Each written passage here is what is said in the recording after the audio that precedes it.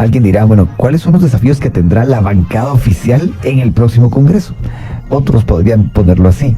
¿Cuál va a ser el rol de la ciudadanía para que el Congreso funcione de otra manera, no como ha venido trabajando o no trabajando durante estos últimos años? También cabría la pregunta, ¿cuál va a ser realmente la incidencia que van a tener estas sanciones que fueron noticia la semana pasada, que 108 diputados perdieron su visa a Estados Unidos? ¿Todo esto va a tener alguna incidencia o no en la próxima legislatura? Bueno, son muchas cosas que se pueden platicar con dos experimentados de la política que están acá. Roberto Alejos, expresidente del Congreso y también fue constituyente, y Dorian Taracena, que fue exdiputado. No fue es exdiputado. Fue diputado y es exdiputado ahora. Ambos, gracias por estar acá. Al licenciado Alejos, por orden alfabético, empiezo con usted. El desafío del próximo Congreso, uno podría decir, bueno, tienen que hacer un buen trabajo, pero el desafío del próximo Congreso, ¿cree usted cree que ahí se va a centrar realmente el gran reto que tiene el próximo gobierno? Buenos días. Buenos días, hola. Gusto saludarlas a todos allá del otro lado, afuera de la cabina, a esta audiencia. De manera intencional, totalmente intencional, porque es que ahora dice el Congreso tiene mucho poder, pero fue intencional de parte de los constituyentes, y lo tenemos que confesar. La idea era, y siempre fue, que el Congreso de la República tuviera el poder, porque ahí es donde están representadas las minorías, todos los partidos políticos, todos los sectores, inclusive un tema que hemos platicado otra vez aquí, dividir el Congreso en dos, ¿verdad? La famosa lista nacional que no tenía papeleta, iba amarrado a los votos que sacara el candidato a presidente, se convertía en una especie de Senado, porque era en diputados o diputadas que no tenían que hacer campaña, que no tenían que endeudarse, que no querían adquirir compromisos con nadie más que con su partido. Y el candidato a presidente que perdiera, por lo menos iba a llevar unos cuantos diputados. Digo esto porque si ustedes hacen un listadito, las y los diputados de la lista nacional son normalmente los que más sobresalen, porque el diputado distrital se tiene que ir a cumplir sus promesas de campaña, ¿verdad? Lo que es la Cámara Baja en otras partes, y lo menciono porque este Congreso no va a hacer la diferencia entre quienes van a dedicarse a apoyar o a estorbar al gobierno de turno y quienes van a seguir en la jugada de siempre, que es buscar plazas, obras, cómo quedan bien con su población para reelegirse, y esto hay que tenerlo muy claro, ¿verdad? El poder va a estar centralizado en el Congreso, indiscutiblemente se va a mantener, y ahí está el gran desafío del próximo gobierno. Ahí está el gran desafío, y ya tienen uno que hay que tocar hoy, ¿verdad? Porque es el amparo que dio la Corte suspendiendo el presupuesto. Si ese amparo provisional se mantiene, hasta el 1 de enero entra en vigencia el presupuesto actual. Pues eso es igual a un veto, ¿verdad? Porque aunque hayan estado discutiendo, es una discusión entre juristas o entre constitucionalistas, o como lo quieran llamar, entre qué pasa si en el amparo definitivo el Congreso dice, sí, está bien, pues el presupuesto está bien. Para mí ya no, porque 1 de enero con el amparo provisional entraría en vigencia el actual presupuesto. Entonces el primer reto es, van a componer ese presupuesto, van a abrir las puertas a una negociación con el ministro de Finanzas para aprovechar a negociarlo. Ese es uno de los principales retos que tiene el Congreso de entradita, que tendrá el ministro de Finanzas que empezar a sentarse con las bancadas. Junta directiva, primer tema importantísimo, porque aquí en este país la Junta directiva tiene mucho poder, mucho control, y ese tema presupuestario para empezar, ¿verdad? Bueno, ya que menciona Junta directiva con mucho poder, licenciado Taracena, exdiputado Taracena, aquí ha venido él como diputado. Le pregunto, ayer decía alguien en un programa, aquí para ser exacto, que bueno, si no ganaban la Junta Directiva el partido oficial, ya iban a empezar mal, con problemas en el Congreso. ¿Está de acuerdo con ello? Buenos días. ¿Qué tal? Qué gusto saludarlos. Roberto, un abrazo de siempre, y a ustedes. Sí, vean, el tema está complicado, el tema país está complicado. Yo la lectura que hago es que la incidencia en la Junta Directiva es importantísima. Y si el partido oficial que le toca ser gobierno, en este caso, no logra tener control desde la Junta Directiva, los tropiezos van a comenzar el día 15 por el tema de agenda. Ya Roberto mencionaba el tema de presupuesto, tenemos ejecuciones que tienen que seguir haciendo, el mismo desarrollo que la gente prometió en su campaña, es decir, todo lo que venían arrastrando. Si no logramos que este equipo oficial logre tener la Junta Directiva, los tropiezos van a ser serios y las complicaciones. Usted dice desde el día 15. Desde el día 15, y digamos, incluso ustedes se podrán dar cuenta, y yo siempre lo he explicado, el tema del más necesitado es el más complicado siempre en nuestro país. Y digo esto porque si no logramos desde la neuralgia de la política en Guatemala, que es el Congreso, tener el control del país, esto se va a complicar en los próximos días. Yo veo 3 formas de cómo se va a administrar este Congreso. Los que van a estar a favor de impulsar una agenda que permita el desarrollo, los que llegan siempre a ver cómo consiguen la obra, las plazas, beneficiar a su gente en sus departamentos para la reelección, ¿sí? Y los que ya sabemos, los que llegan solo a fomentar la corrupción, tristemente, los que se prestan al juego de dame que te doy. En estos tres tipos de diputados veo que la complicación va a ser mayor. Yo veo que se hablaba que esta legislatura había sido pésimamente grave, pero yo creería que se va a acentuar muchísimo en la otra. Toda vez que si ustedes se dan cuenta hoy, pues estima que 100 diputados se quedaron estos que salen hoy sin visa. Y habíamos sumado alrededor de otros 36, 38. Si ustedes se dan cuenta de la legislatura que estamos cerrando, irán 22, 25 con visa nada más. El resto ya sabemos la historia. Esperemos qué va a pasar en el día 15 cuando no logren tener el control de la Junta Directiva. Bueno, el licenciado Lejos decía algo. Algunos van a apoyar y otros van a estorbar. Sí. La idea no es ni apoyar ni estorbar. Tendrían que, en lo ideal, tendrían que ir tras proyectos que sean de interés nacional.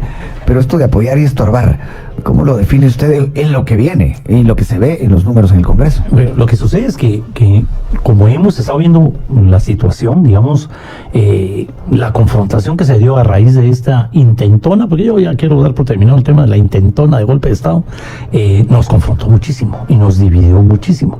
Y ese fraccionamiento de país se ve reflejado en el Congreso de la República. Una pregunta, ¿verdad? ¿cómo cree usted que nos dividió? Bueno, había gente que sí de veras creía que había fraude. Que había fraude, o se la tragaron y querían que Bernardo no tomara posesión, o tal vez no lo creían porque les convenía. Todos los 97 diputados que no se reeligieron miraban la posibilidad de poderse reelegir, los que jugaron, y muchos candidatos a alcalde, o sea, y la población también se dividió muchísimo. Esa división, ¿verdad? Producto de todo lo que sucedió, está reflejada en el Congreso de la República. Así va a estar. Si no se toma una actitud, y quedan muy pocos días de entrarle a un tema de diálogo y negociación, ¿verdad? Lo que nos espera en el Congreso de la República es terrible, porque la cantidad de votos que tiene el partido de gobierno, llamémoslo ya, partido de gobierno, para poder tener control de la Junta Directiva son muy pocos, pero además la experiencia y las ganas de entrar a un proceso de diálogo y negociación con el resto de partidos políticos no se ve. Entonces, ¿cuántos votos, digamos, si se fuera traducido a votos, cuántos votos les faltan como para tener control de la Junta Directiva? Bueno, es que estamos hablando que ellos tienen que conseguir fácil 60 votos entre lo que queda para poder tener no solo el control de Junta Directiva, es un tema. Tenemos que entender que en el Congreso el poder va día a día, porque cada diputado se pone los moños en buen chapín, hoy voto, mañana no voto, y si cambiamos la costumbre, que es voto a cambio de plazas, favores, prebendas y todo lo que se vio en estas últimas legislaturas, a cambio de voto, pero yo quiero que me impulsen esta ley que venimos impulsando, yo voto por esta otra, pero impulsemos la ley de aguas. O sea, si entramos en una verdadera negociación sobre temas de país, eso es lo que realmente necesitamos. Pero, ¿cuál es la agenda legislativa del actual gobierno? Lo hemos hablado aquí también. El plan de gobierno de campaña era uno. El plan de gobierno para hacer gobierno es otro. Y ese plan de gobierno para hacer gobierno hay que presentárselo a los diputados de alguna manera, porque trae detrás reformas legislativas. Mucho se puede hacer desde el Ejecutivo, pero muchísimo se tiene que hacer desde el Legislativo. Y si no se hace desde el Legislativo y se pelean con el Legislativo entonces se va a volver en una oposición férrea que va a continuar con esta lucha de ahorita, ¿verdad? Va a estar estorbando mañana. O sea, lo que va a predominar va a ser el estorbo. El estorbo va a predominar si no se entra en un diálogo y negociación sobre los temas de país. Ayer lo platicábamos y hoy vuelvo a plantearlo, licenciado Taracena. ¿Cómo lograr en un momento como el que vive Guatemala, en el que las urnas han rechazado la corrupción de manera clara, que el partido que va a gobernar, que llega ahí, digamos por eso, pueda negociar sin que eso sea visto como una traición a la gente que votó por ellos? Mire, ¿cómo lo manejaría usted? Lo importante aquí es tener claridad en la agenda de país. O sea, tener claridad en la agenda de país. Si tenemos claridad con la agenda de país y las negociaciones son transparentes, ya no en los hoteles, ya no en las reuniones que se acostumbran los viernes en los hoteles, tiene que ser transparente la negociación. Sobre la agenda de país tiene que haber una negociación transparente a cambio de proyectos, a cambio de leyes que beneficien, pero que realmente... Usted ve el camino en la transparencia, entonces. Sí, lo mismo. O sea, estamos clarísimos en que si hubo rechazo en las urnas, llamémosle así, tiene que continuar el camino, pero tiene que tener claridad el partido oficial, llamémosle así, que tomará posición, tiene que tener claridad en que es necesario tender puentes de negociación serios y transparentes. O sea, voy a hablar del tema de la ley de aguas, que Roberto sabe que hay más de 18, 20, 25 iniciativas ahí que nunca pasan, por ejemplo. O sea, ese es un tema álgido donde se puede ordenar muchos otros temas colaterales, pero tiene que haber una negociación transparente en donde el beneficio llegue a la población. Si no vemos los puentes para hacer los puentes de negociación, la transparencia y que el beneficio llegue, si no tiene esos tres componentes, vamos a caer en lo mismo y en 4 años vamos a ver que vamos a estar en una crisis igual o peor de la que estamos terminando de pasar. Licenciado Lejos, ese escenario de horror, que en 4 años podamos estar así. ¿Cómo lo ve usted? Es el tema que estamos tratando, el Congreso. Digamos, voy a hablar de lo que hicimos y pues nadie va a hablar mal de su rancho, ¿verdad? Pero ¿cuál fue el tema cuando tuve el honor de ser presidente del Congreso? Mesas de diálogo y negociación multipartidarias en vez de las 20 la madre comisiones o lo que sea. ¿Cuáles son los temas? Económico, político, social, seguridad y justicia. Teníamos 5 mesas donde el tema número 1 era definir cuáles son las leyes más urgentes, porque no podemos hablar de todas las leyes. Venimos arrastrando las leyes que no se cumplieron que están en la Constitución, las leyes que nunca se cumplieron por los acuerdos de paz, el pacto fiscal, los encuentros de la actualización, el plan visión de país. O sea, la cantidad de leyes que quedaron ahí que nunca se han aprobado son muchas. Hay que buscar qué es lo que nos une y empezar a trabajar sobre lo que nos une. Digamos, indiscutiblemente tenemos que entrarle a una reforma política. No puede volver a pasar por lo que estuvimos pasando ahorita. Tiene que quedar muy claro y regresar a esa intención de los constituyentes de dividir el tema electoral de lo penal, salir de ese estorbo que teníamos en la Constitución anterior, donde hasta audiencia le daban al Ministerio Público y eso servía para parquear a los partidos políticos. La Constituyente fue bien clara: lo penal es lo penal, es personalísimo, debe ser por separado y el tribunal está para el tema del tribunal. Pero tenemos que hacer una nueva ley electoral y de partidos políticos para que la democracia no vuelva a entrar a este juego. Y eso todos los partidos. Enero, febrero del próximo año. Sí, deberíamos estar ya en ese tema, ¿verdad? Ya deberíamos estar en el tema de la CAME, platicando por afuera, enero, febrero, ya los partidos, con solo hacer un listado de qué falló, ¿verdad? ¿Qué fue lo que pasó? Que caímos en manos del Ministerio Público y en la parte penal. Estoy poniendo eso solo como un tema. Pero hay otros. Ley de servicio civil. Es que si los partidos no dejan de ser agencias de empleo, si no desaparecemos los 022, los 029, las plazas fantasmas, ¿verdad? Hay que ir cortando, porque necesitamos desaparecer esa forma de negociar a base de plata, obras, plazas. Bueno, pero hay que desaparecer de raíz lo que las motiva, ¿verdad? Las plazas por contrato, por plazas a medias, que las inventó Álvaro Arzú, que dijo que en el gobierno no había gente capaz, que él iba a traer a su propia gente, pero que después se iba.